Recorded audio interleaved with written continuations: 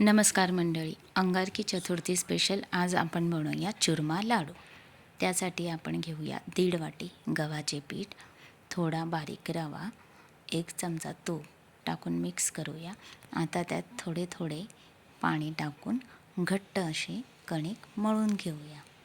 आता आपण त्याचे छोटे छोटे असे मुठे बनवून घेऊया आणि ते गरम तुपात छान मीडियम आचेवर गोल्डन ब्राऊन होईपर्यंत तळून घेऊ.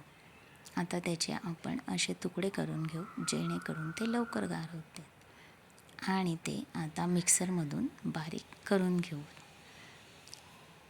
अशा प्रकारे त्यात मग आता आपण ड्रायफ्रूट्स, वेलची पावडर टाकूया.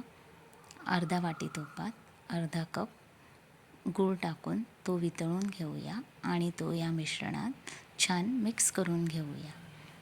छान मिक्स केल्यानंतर त्याचे असे लाडू वळून घेऊया.